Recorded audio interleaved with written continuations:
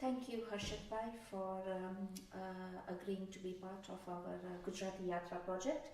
The date today is 9th of April 2017. We've gathered here at the Oshwal Center in Potters Bar. If I may start with your early life, just introduce yourself and tell us where were you born and when were you born? I was born in India in 1941. It was a situation where my mother was taken to India because of the war. My parents were living in Kenya at that time. And when the Second World War was declared, many families sent their ladies and children back to India. And my father also moved to India with my mother. And that's why I was born in Kenya, in Nairobi. Sorry. In India? In India. Mm. Yeah. And whereabouts in India were you born? I was born in a town called Amreli, which is in Gujarat. Can you give me a brief background of your ancestors and Jains in general, just to give an understanding of the whole the Jain diaspora? Well, if I talk about my family, my father lost his father when he was very young, hardly 13 years old when his father was gone. And there were 3 brothers and a mother, and there was no breadwinner. So my father, being the eldest son, started working in the villages.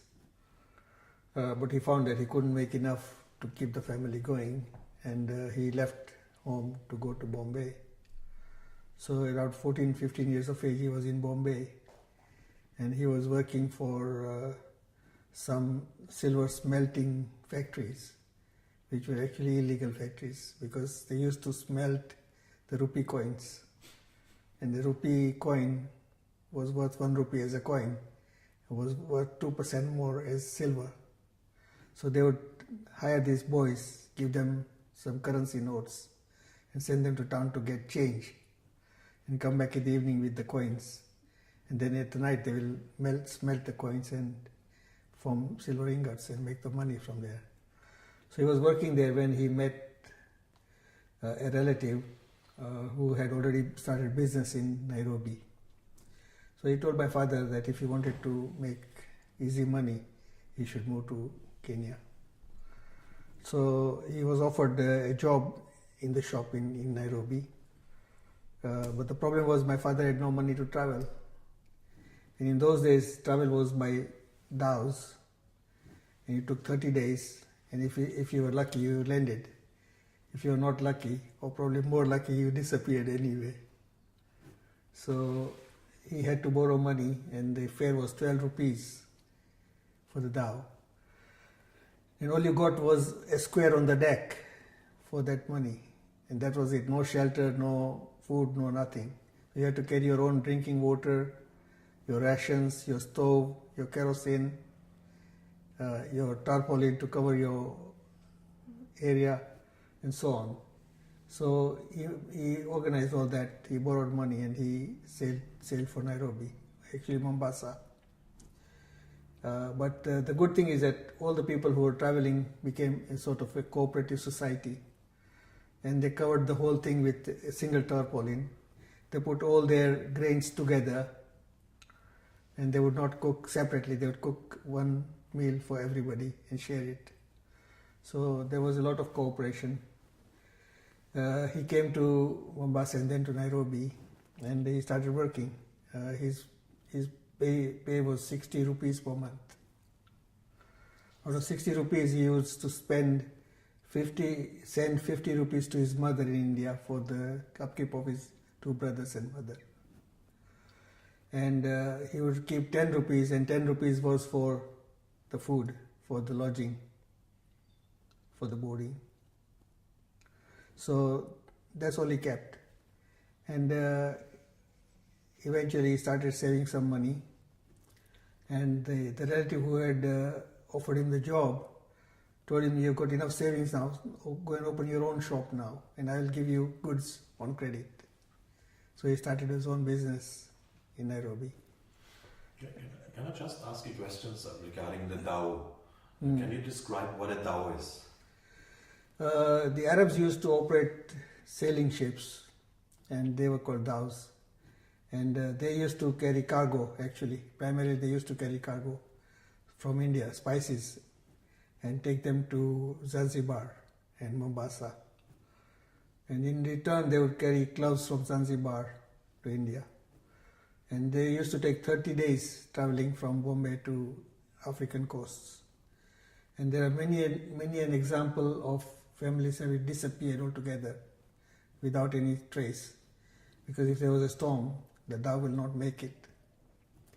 So when, like my father said, that when they boarded the dhow in Bombay, they would take a coconut and put it in the water, which is the final ritual when a person dies. So they used to say, we used to perform our own ceremony before boarding the dhow. So if it is disappeared, then our coconut was already put in the ocean. So that was the risk. The other thing is that when they reached Africa, they knew that there was no civilization there. The people were very uncivilized, lots of mosquitoes, malaria, wildlife, snakes. So they used to say that one who goes to Africa never comes back. And yet people used to do it because they had no money. They were not earning anything in India, and there was no opportunity to earn anymore. So they left the shores of India because of that. This is what I would say is the cause of the diaspora. Some people came to Africa, some went to Singapore, Malaysia. So, yeah, then he started working, as I said, and he used to earn 60 rupees. And he used to send 50 rupees to his mother, and he paid 10 rupees for the food that he ate. Eventually he started saving money, and the relative who had brought him to Kenya told him to open his own shop and gave him goods on credit, and he started his own business then. Were your ancestors traders by birth, or were they farmers, and then because they went abroad, that's how they became traders? In my personal case, I don't know what my grandfather was doing. We have very little information on his life. But from my father downwards, well, not even downwards, because my father became a businessman. And I refused to join the business. I went into industry. So in my family, that was only, then my son became a businessman now. So it's varying, but we haven't been farmers. Generally, you'll find that the Oshwal community was originally farmers' community. So how did this whole thing about getting into business come from, change from farming to business? Was it because it was earning them more money, and that's how they found an opportunity opened up for them? What, in the Oshwal community? Yeah. Yeah, they were farmers, and then as they got opportunity to open small shops, etc., they started doing that, and then they became businessmen. And when they migrated, of course, they migrated as businessmen rather than as farmers. So they didn't do farming in Kenya. They opened shops and imported goods. Your father went to Kenya at a very young age, and at that time there must have been language problems going into a completely alien land. How did the people around him, how did they manage day-to-day living, not knowing the language, or were they very close-knit with the Gujarati community there, which was established when he reached there? Well, the Asian community was there, and they were quite close, and they didn't have any language problems because they spoke one or the other Indian language. They started learning English to talk to the Europeans who were settled there, the British. And the Africans had no language at all. So there were no African servants or anything like that. There was little communication with the Africans in those days. Tell us a bit about your personal education in Nairobi. I was brought to Kenya in 1946 when I was 5 years old, and I had to wait 2 years to get into school. For primary school, they admitted at 7 years of age. So I started schooling in Nairobi at 7 years, and I completed my primary education at 14, which was standard. And I went to secondary school for 4 years. And when I completed my secondary education, in those days, the further education was usually in India. Nobody came to the Western countries for further education. So I was hoping to go to India for further education, but the family decided that the circumstances were not right for me to go to study. I should be helping my father in bringing more income. So being the eldest son, I was put into a job, and I started working when I was 16 years of age. But I must say that I was very fortunate in that I got a job with the Shell company in Nairobi. And people used to value such jobs as with banks and oil companies as very good jobs. So I was fortunate in that I got a good job. Your early education must have been in Gujarati, or was it in English? No, it was in English. Okay. Gujarati was a subject, but the teaching was in English. In fact, we used to have English teachers. So in those days, there were very few Asian teachers. Eventually, then the Asian teachers started coming in, but mostly they were English teachers. You said there was a Jain community settled in Kenya at that time. Give us an idea of the practice of Jainism in Kenya. Who influenced you most about Jainism? Well, the Jain community was there, and the community who brought some rituals with them, they clung to those rituals because they were scared that they might lose it eventually. So they practiced it very rigorously, and there were no Jain teachers who came out from India because Jain ascetics are not allowed to travel by vehicle. So there were no visitors who would come and teach or lecture in those days. The main festival of Jains, the Paryushan Parva, was celebrated with pomp, and we just knew that as Jainism, nothing more than that. So the 8 days of celebrations, and then there will be a feast. And there were lessons which were recited, and that's all people learnt. They didn't learn the meanings, they just learnt the words. Can you explain a little bit about the Paryushan? What is this celebration of? In Jain calendar, the 4 months of rainy season are assigned for the ascetics not to travel.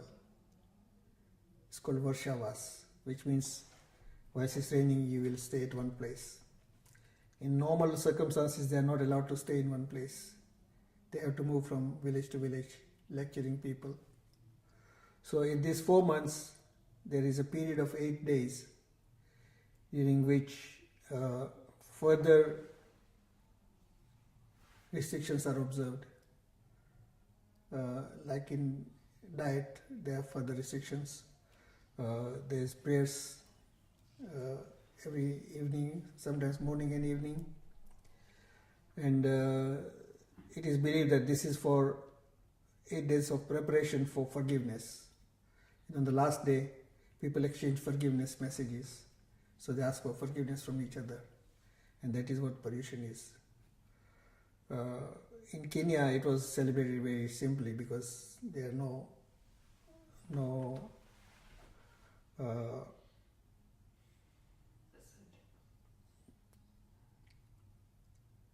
You didn't have any... no Jain ascetics. Yes. Yeah. There were no ascetics there. So the laity did whatever they could and whatever they remembered. And as a result of that, also children's schools were started to teach them the text. So texts were taught and recited. Yeah. And these were all done, was a temple built there? No, the community used to build halls, assembly halls. The temples were built also, but later, much later. And if there were no halls, then they would use somebody's residence with a big hall or big room. Can you explain what is the Oshwal community? The Oshwal community is a community which originated in the town of Osia in Rajasthan. The town of Osia is still there. And they migrated from there to, some of them went to Gujarat, some of them went to Kutch area, and some of them went to the Halar area near Jamnagar. Now, those who went to the Halar area, the Jamnagar side, lived in 52 villages there. And they formed a group of Halari Oshwals. The word Oshwal also applies to Punjabi Jains because they are also Oshwals, but they are Punjabi Jains, and they also originated from Osia. And the ones who are in Halar started migrating to Kenya in large numbers. And from Kenya, some migrated to the UK. So this is their migration story. And I'm aware about the two sects of Jains, which are called Digambaras and Shwetambaras. Would you align to one or the other, or is Oshwal quite different? No, Oshwal is a social-religious organization, and there are several faiths that are being practiced by the Oshwals. Primarily they are Shwetambar Jains, but there are also Digambar Jains in Oshwals. And you may find rarely some Vaishnavas as well, but mostly they are Jains. So this particular center is the Shwetambar Jain center. There's a Digambar center in Harrow-Wealdstone. And what's the difference between the two? Well, those are the two major sects of Jainism. The difference is that the ascetics of the Digambar sect are nude. They roam around in nudity. And the ascetics of the Shwetambar sect wear white clothing. And this is the external difference. In terms of philosophy, there is no difference at all. The major difference is in whether a monk should wear clothes or not. And in Digambar, they say that if you wear clothes, then you are not a monk because you still have some attachment. And originating from that, the Digambar philosophy also came to conclusions that if you are a female and you cannot go nude, then you cannot get liberated. Now, having said that, if you are not nude, you are not an ascetic, and you cannot get liberated, then they had to add to that this fact that the ladies who cannot go in the nude anyway cannot get liberated. So if you are a Digambar lady, you cannot get liberated in this birth. So that difference filtered down towards the belief. And in terms of the philosophy, the basic philosophy is the same. The vows are the same. The Tirthankars are the same.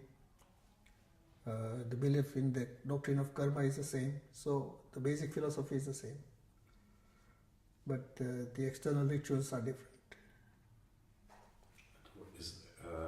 When the Jains arrived in Africa, was there a difference between Shwetambara, Digambar, or celebrated them, the rituals together?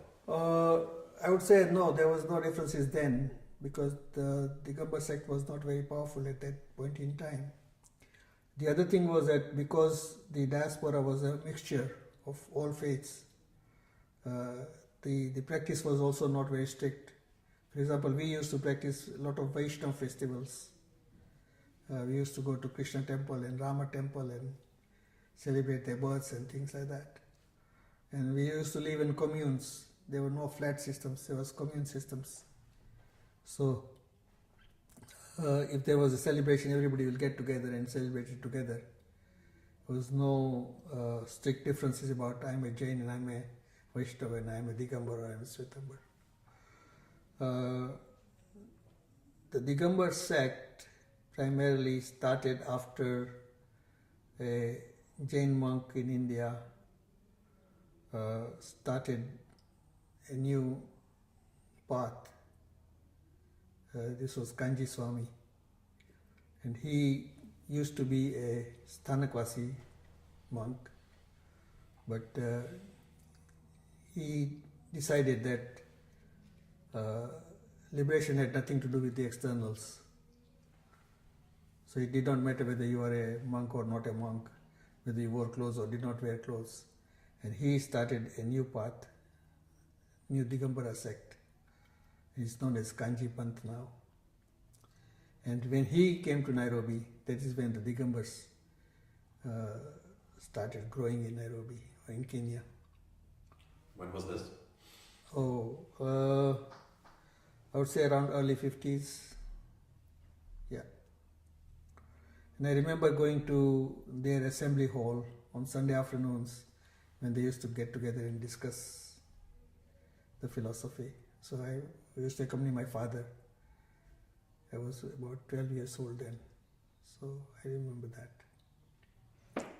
Did you learn all the scriptures of Jains from that early age, or that learning process came a bit later in your life? Oh, much later in my life. Because there was no opportunity of learning scriptures in Kenya. All we learned was some text for the Paryushan, called Pratikraman. And that was more or less the end of the learning of texts. We were not even aware of scriptures, what they were and what their titles were and what their contents were at that point in time. Could you explain your early life in Kenya? How did it look like? What was the communication between communities? It was a fascinating life. There was no money, but a lot of joy. As young boys, we didn't have much at all in terms of toys or playthings. The income was limited, and therefore the lifestyle was very simple. Most families lived in 1 or 2 bedrooms in communal buildings. We used to walk to school, of course. There were no cars, no bicycles either. And when we came back, we would take off our shoes in the house and go out to play barefoot. So all the kids would get together. There were no big developments of structures of buildings. So there was lots of grassland and open space. And we used to go and play in these open spaces.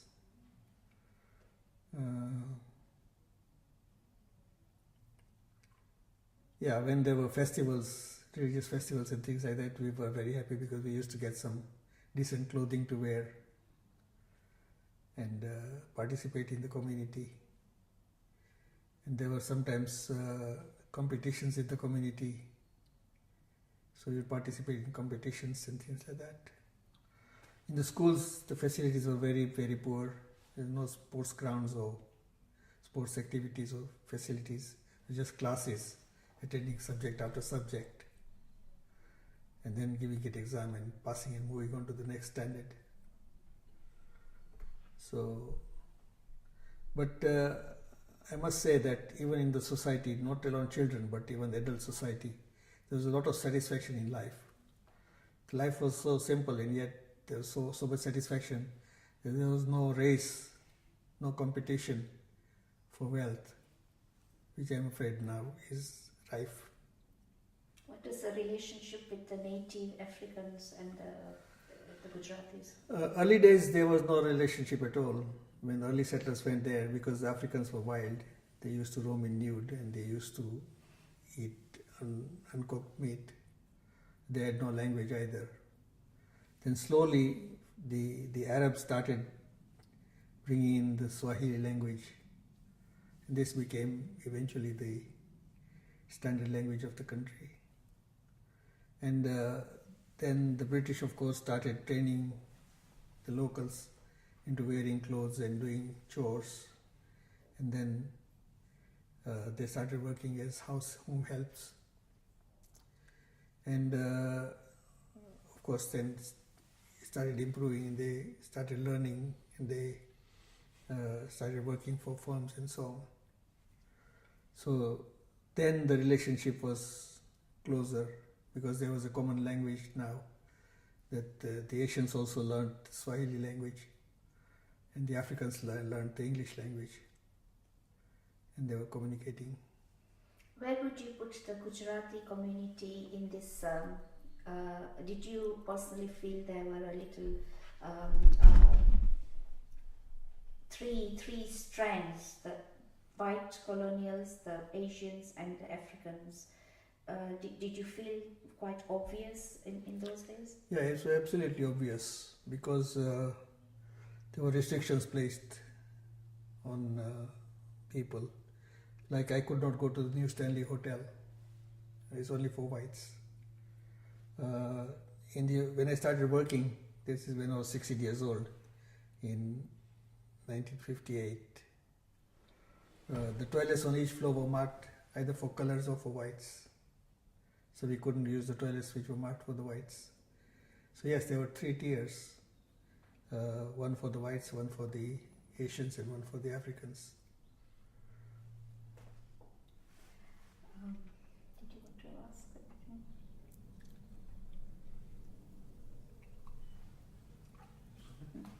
Okay. So living in this kind of, you say there was not much money.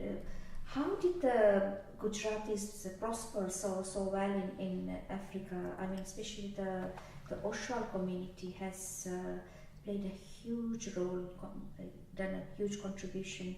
What is the secret of that success? The secret of the Gujarati success is even visible in Gujarat today. Gujaratis are by nature business people. They believe in family grouping, and they work together. They support each other. Like the Oshwal community would support their nephews and cousins and other relatives to migrate from India to Kenya. They would help them to set up shops. They would give them credit. They would help them out with their financial problems. So there's a lot of cooperation and a lot of help to each other, and assistance in starting new businesses or even factories, things like that. So that's how they became more prosperous. And even if you look at the migration to the UK, the early migration, they would come and buy a small shop. They work very hard.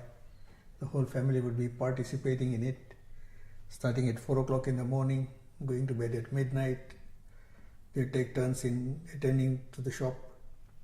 So that is how the family unit is so closely knit together that their aim is to make security for the family. So their first thing is to make enough money so that they are secure. They buy their own house so that they don't have to worry about being evicted from rental premises. And most of them would buy a car because they feel safer driving cars rather than traveling by public transport. So these were the 3 priorities that they practiced. You must have been brought up during the time of the Mau Mau revolution. Yes. Can you give us a little idea of what you went through during that time? There was a lot of fear in the country because there are 2 sides fighting. The British police fighting the Mau Mau organization, and lots of events of shooting occurred in the city. There were restrictions for us to go out of the house in the evenings in darkness. So, but generally I would say that personal life was not impacted much by the Mau Mau. We used to do things normally. We didn't have any. What made you come to Britain? And how old were you when you came here? Let's go back to the days of independence of Kenya. When Kenya became independent, they put in a scheme of work permits. So I would say here that they were better organized compared to other countries like Uganda, where people were thrown out in 3 days. So they said that you will have to apply for work permits depending upon the skills that you have. So the lower the skills, the earlier you have to apply for work permits. The higher the skill, the later you'll have to apply for work permits. And you are given the opportunity to take Kenyan nationality. If you become nationals, you don't have to worry about work permits. If you don't take nationality, then at the end of the work permit, you'll have to leave the country. So you make a preparation when you are on the work permit period. So they started with the basic jobs like clerical jobs, and they were given 1 or 2 year work permits, and then they had to leave.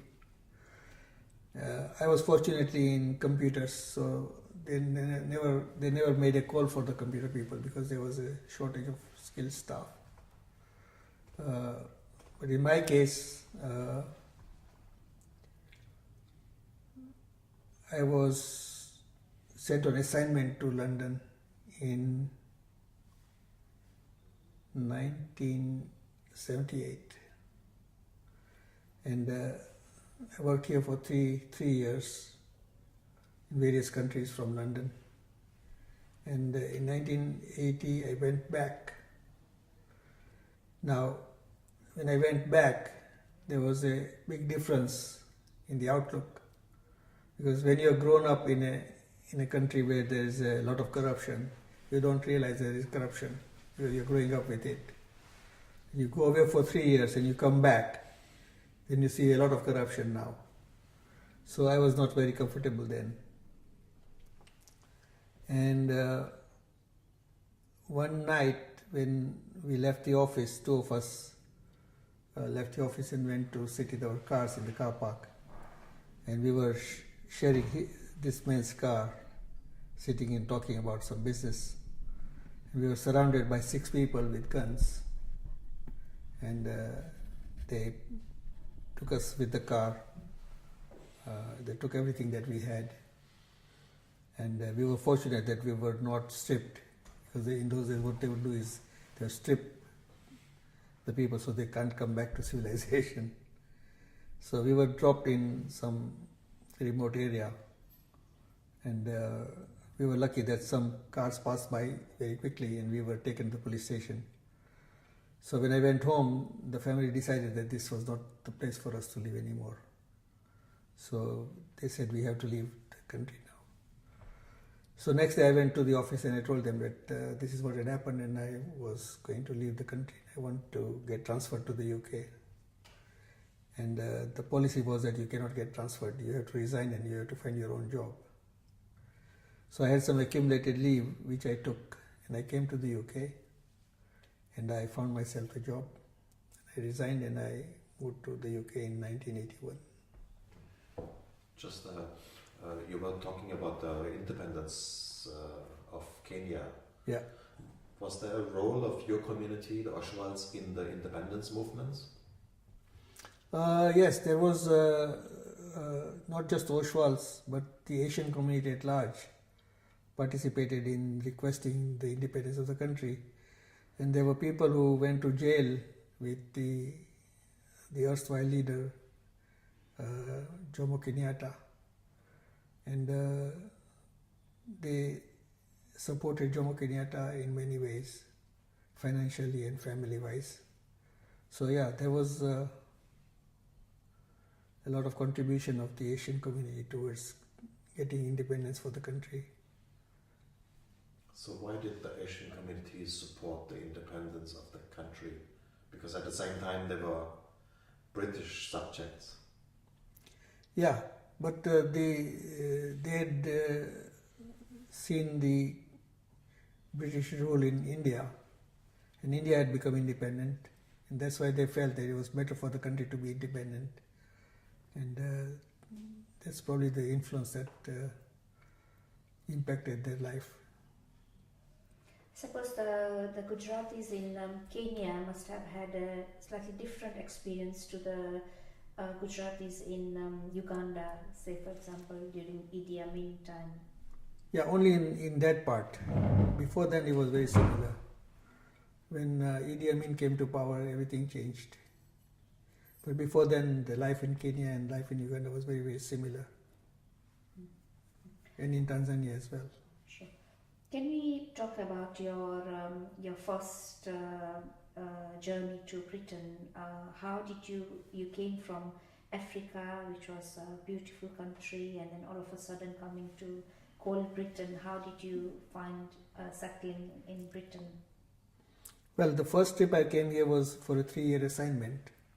So I was not worried about long term, because after 3 years I would go back.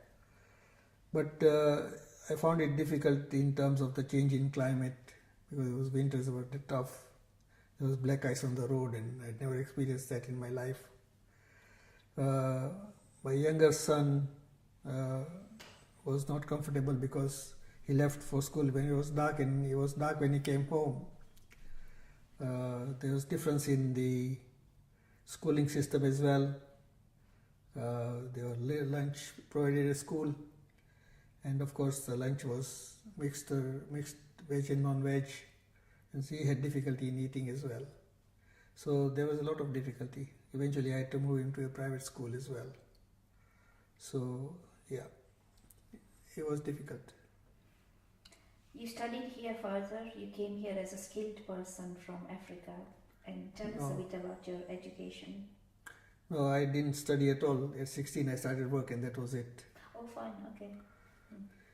I studied after I retired. That's So when there was an opportunity, I retired at the age of 53, and thereafter I started studying Jainism in earnest, and I joined the School of Oriental and African Studies, and I joined the master's class. I did my master's in Indian religions, and then I was invited by the Intercultural Open University of the Netherlands to submit a thesis, which I did, and I got a doctorate in my Jainism from there. What triggered you to want to learn about Jainism at that age? I would say that at that age, in the UK, there was a major change in Jain education. Organization called Viraitan UK was formed, and they started schools for children and adults. And the schools were started, but the teachers were not available to teach Jainism. So they selected a few people like me and my son to teach the teachers. So that's where I started learning Jainism. And I believe that learning is best done when you teach. So that's how I started learning Jainism and other religions as well. And we started teaching the teachers, and the teachers started teaching classes, and that's where my interest in learning Jainism started. When I retired, my elder son was already doing masters in Jainism at the School of Oriental and African Studies, and he said, I am doing this whilst I am working full time, and you are retired and you are doing nothing. So why don't you join the college? So I joined the college, and I did a 2-year part-time course in Indian religions, masters. And I used to teach the teachers as well as the adult class in the Virat school. And after I got my master's degree, I was offered a job as lecturer by the Birkbeck University of London. So I started teaching there. Both my son Mehul and I were appointed lecturers in Jainism. So we did that. Unfortunately, the educational institutions in the UK started increasing their fees, and I believe that nobody wants to pay any fees to learn religion because there is no return on that investment. So they decided to close the classes, which was a blessing in disguise, because when they closed the classes, I decided to offer the classes to the community for no charge at all. In the meantime, I joined the Institute of Jainology as a secretary, and I became the the lecturer for the institute, and we started offering courses. This institute must have been established well before you came on board? Yeah, it was established in 1986 actually. By whom? By the Chandaria family and the Sethia family. Don't clip him. Sorry, by the Chandaria family. Okay. And the Sethia family, there So are two what is- families. Yeah, what is the role of this institute, or what do they do? The Institute of Jainology was formed to propagate the teachings of Lord Mahavir and to represent Jainism at all levels as a united front. So the Institute of Jainology would do things that would not disturb the activities of the socio-religious organizations. But if it was something that was above that, then the Institute of Jainology will do that. For example, they held an exhibition at the V&A Museum called the Peaceful Liberators. And that's beyond all the socio-religious organizations. So they did that. They participated in the conferences internationally representing Jainism.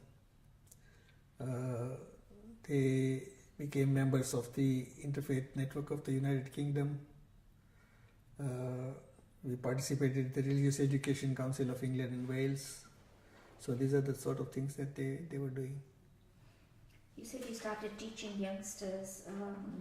Now modern day youngsters question everything about religion, what religion teaches. Can you give us some examples of the scientific reasons you might have incorporated in your syllabus for the questions raised by youngsters?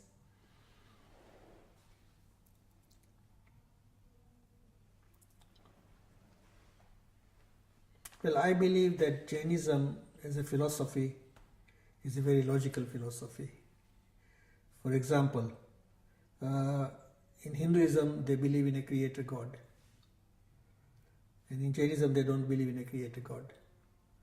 The reason is that philosophy says that the one who is creating is doing things, and the doer of a deed binds a karma, because there is a cause and effect situation.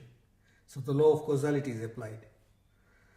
And the other thing is that in creation there is a conundrum of who created the creator, where did the creator come from? And when there was nothing, how did he create this universe? You cannot create something from nothing. So Jain's philosophy says that in this universe, every atom that exists and every soul that exists from time immemorial. There is no creation, there is no destruction. So from that point, it's not difficult to convince the youngsters that the philosophy is very logical. The main difficulty, I would say, is in reconciling between the Jain view of the cosmology and the scientific view of cosmology today. That's very different, and that's very difficult to reconcile. So normally all our teachers who teach children, they avoid any discussion related to the cosmology. They just say this is for information, not for discussion, because there's nothing to gain out of that discussion. So we leave that aside, and we do the other doctrines which are very logical. Can you give us an example why is Jainism important for you personally? I wouldn't say Jainism is important to me, because to me every religion is important.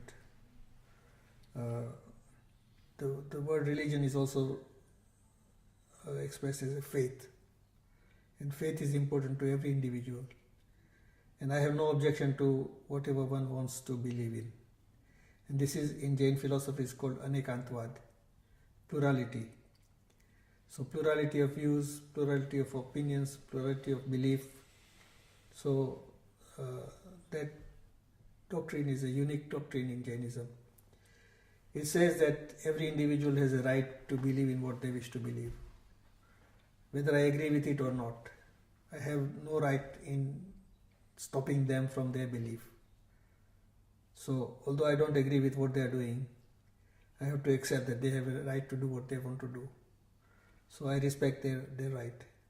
And in return, I expect that they will respect my right. So as long as there is respect, mutual respect, then there is cohesion in the community. And this is very important. You previously you talked about your activities in the multi-faith organization or in interface with other organizations. What was your experience with that? Just what you said before. Yeah, wherever there is a discussion in terms of philosophy and whatever social, I take this point of view of Anekantwad, that there is plurality of views. And I participate with wherever I'm invited to participate in interfaith groups. So, for example, in Islamic groups or Zoroastrian groups or Baha'i groups. And to me it's a pleasure to explain the Jain philosophy. Because this mutual respect keeps it very easy to represent. So I'm not drawing any lines or building any walls anywhere. And for that I think people have started accepting Jainism as a good faith. And in fact, Institute of Jainology celebrates Ahimsa Day in the House of Commons every year in October. And there are many members of parliament who have attended and have commented that if this country were to apply Jain laws as the common laws of the land, there would be no problem in the country. So they have also accepted that. Could you say something about Ahimsa? Because it seems very central, not just for Jain. Ahimsa in Jainism is the first precept. There are 5 vows, 5 main vows, and the first vow is Ahimsa, or non-violence. This non-violence is not what it sounds like, because when you talk about non-violence in English, it usually gives the impression of non-violence in physical acts.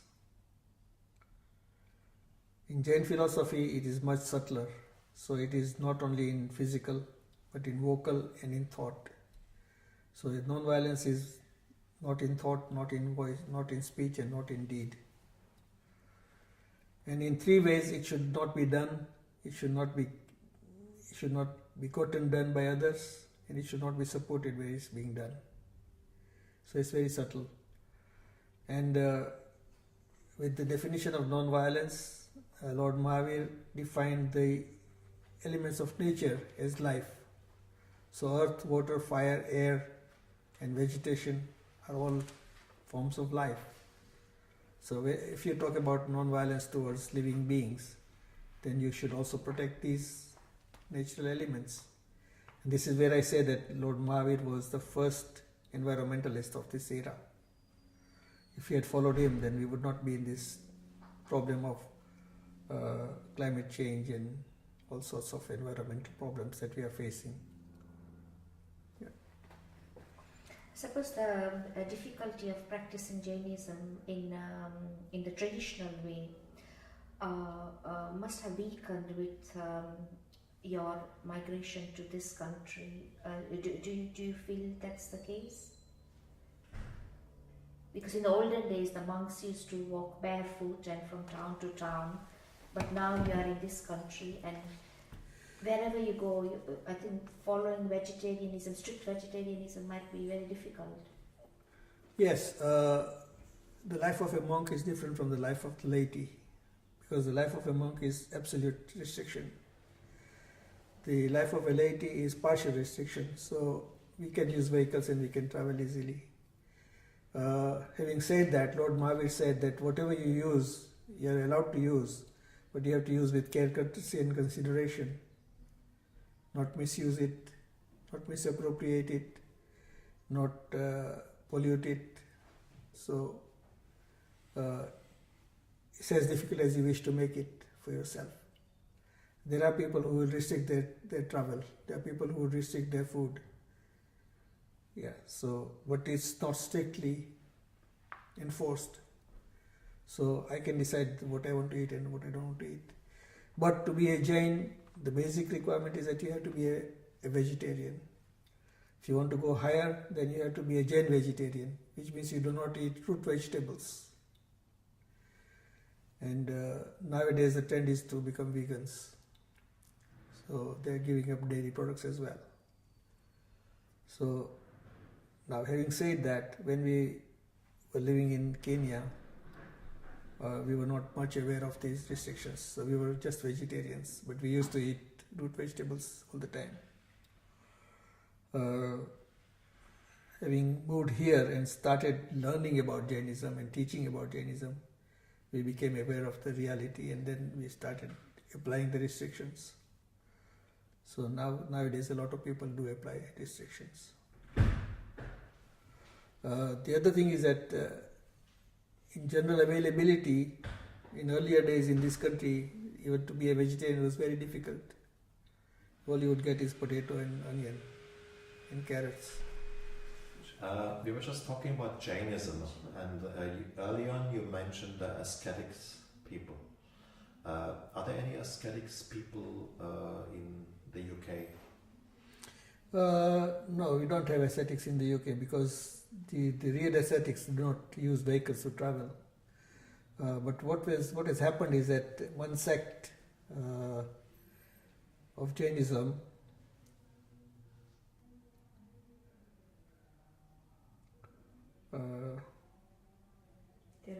Therapanthi sect, they have created a middle path.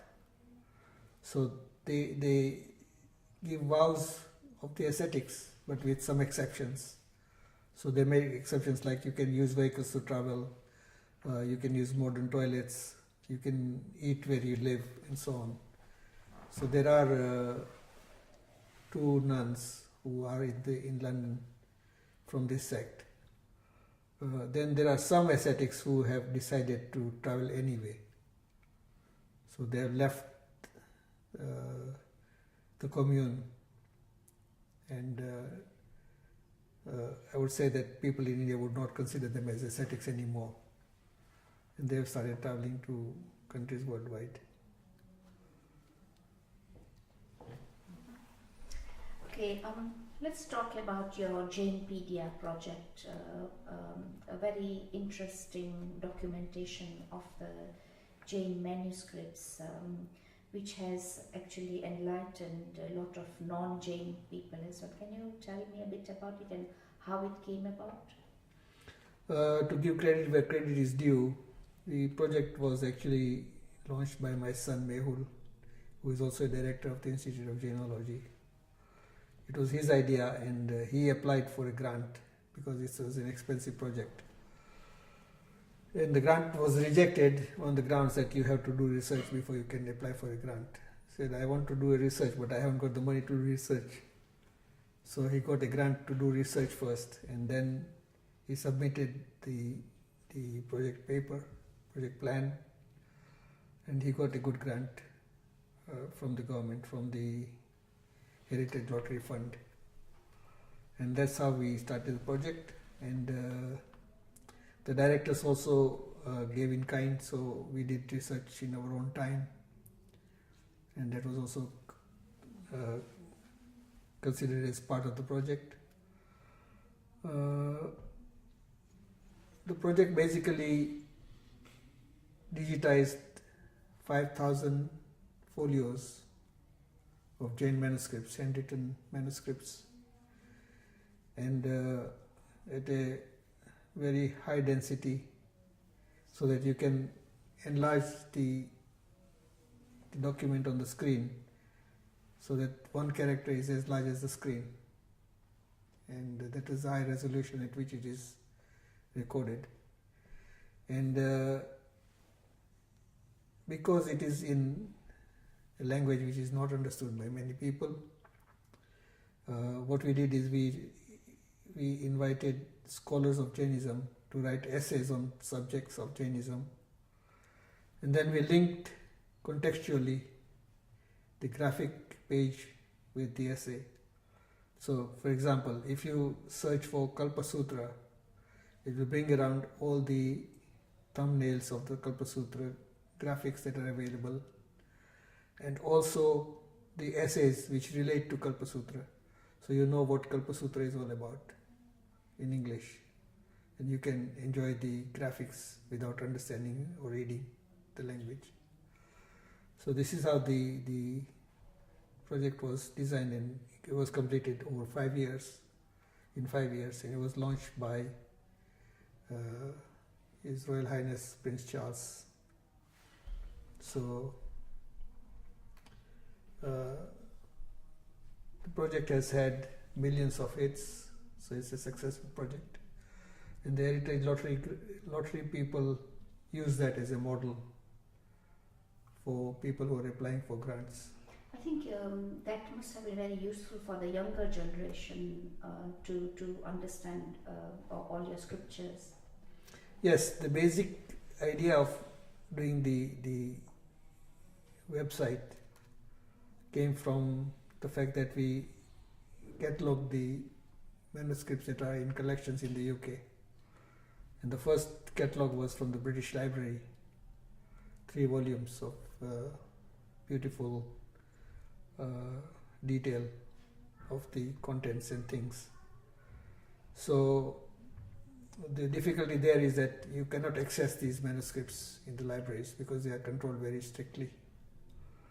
And even if you can access the manuscripts, there are very few who can read it, and even fewer who can understand it. So to remove this obstacle of access and understanding, we decided to do the project. And this is how the access is there, because now you can access it online without going to the library. And also the protection of the manuscript is there, because you don't have to handle the manuscript physically. And the obstruction of understanding is removed by the essays, which are linked contextually to the graphics. So this is how the project was thought about. And it must be accessible to people worldwide.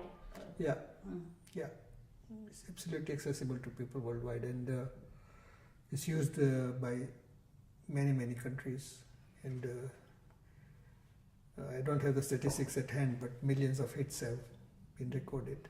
So I would have thought that with this journey from Gujarat to Africa to Britain, coming to Britain, you have been able to propagate Jainism more in Britain, from Britain than Africa.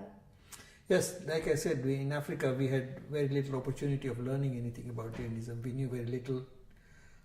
Fortunately, our parents kept whatever little they had brought over with them, and they kept our interest in that. And when we came to the UK, we had a better chance, better opportunity. And in my case, absolutely fabulous opportunity, because at the age of 53, when I was offered an early retirement, I saw that as an opportunity to give back to the community, and I took the early retirement, and I was able to go to college and learn and be able to deliver. So it's a very satisfying situation. Very satisfying, absolutely. Let's talk a bit about the art and architecture of Jainism. It's very rich. Is there any particular art object which has impressed you most, and why? Well, as an art object, I think a Jain temple is always impressive. It has certain principles under which it is constructed, and the carvings are beautiful on all Jain temples. And if you consider an object within that object, then I would say the idol is the most impressive object. Can you say something about we are here at Potter Spa? Can you say something about this place? Yes, the room that we are sitting in was actually the home shrine temple before the temple outside was built. So this was actually the temple. And 11 years ago, the community decided to finalize the construction of the temple outside. A Jain temple is constructed from pure stone and there is no metal used in the construction. It's all an architecture which is unique, in which sections of stone are carved in such a way that they interlock one with the other. And there are temples in India which are 2000 years old and still standing. Interesting story about a temple in Eastern, the Swaminarayan temple, which is built on the same style as the Jain architecture. When they applied to the Brand Council for construction, it was rejected on the grounds that without metal it cannot stand. So they brought the architects from India and made a presentation to the council engineers and proved that this was better than the buildings that were built with ferrous metal in it. Because they are standing 2000 years and still existing. There is no other building with ferrous metal is existing at that period of time. So then the permission was granted. So this is the uniqueness of the Jain temple. And the carvings are done by a community which is almost illiterate. They hardly have any electrical tools. They just use their head and their hands to do the carving. So there are no figures, no diagrams, no maps, nothing. They just do it out of their mind and they do it perfect. And if you see the temple here, you'll see the uniqueness of that. And every pillar has carvings which are different from every other pillar, so there's no duplication of art anywhere. This is a Shwetambar temple. And the Shwetambar temple is treated as the temple of the emperor. It's the palace of the emperor. The idols inside are emperors. And the Digambar temple is treated as the home of the ascetic.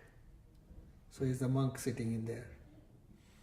And this is a difference in the appearance of the idol in the temple itself.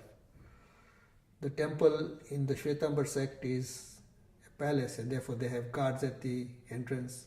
They have lions and elephants, whereas the Digambar temple would not have that. In the Shwetambar temple, the idols are decorated with jewelry, crown, etc. because he's the emperor. In Digambar temple, the idol is not decorated at all because he's a monk. And therefore the restriction that females in the Digambar temple cannot touch the idol. The Shwetambar temple, all males and females can perform puja and touch the idols. This temple is unique in design, in that it is based on a ground plan which is shaped like the Jain cosmos. And the center of the temple is the center of a swastika. So if you look at the pathways around the temple, you'll find the four arms of the swastika coming out of the temple. And they are laid in red stone to differentiate between the swastika and the rest. So it's a unique design. And the other difference is that it has got gardens around it. Whereas generally in India you will not find temples with gardens around it. This is primarily because keeping a garden means you have to trim and cut the plant life, and that is not generally accepted because that's violence towards the one-sensed plant life. So here there is a difference. And this year or last year they celebrated the 10th anniversary of the temple. So the temple has been created from donations from within the community. There's no grants or help from anybody else. So yeah. Do you have any mission for young people? You started learning about Jainism at a late age, and now you're continuing with your work, wonderful work.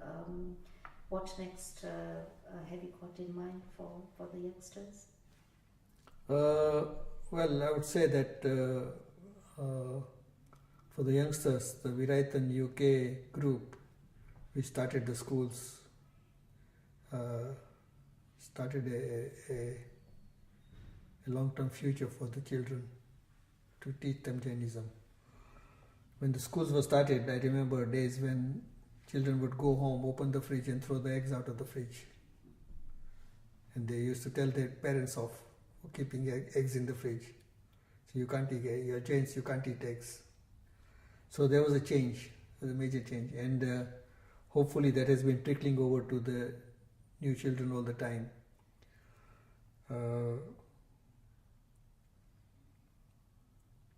My good fortune is that I was given the opportunity to teach the teachers, and it's the teachers actually that should get the credit for the change in the community. They are doing a fantastic job, and I hope that they will continue doing it. In the meantime, from the Institute of Jainology, I started doing classes in Jainism, but I was taught at early age that if you want promotion, you have to train a replacement of your job. So now I have some people who are sitting here who are becoming my replacements. And my aim is that I should retire from this work and others should carry on in larger numbers. And to that end, we have created what we call a Jain education team, JET. And I hope that the mission will continue for a long time.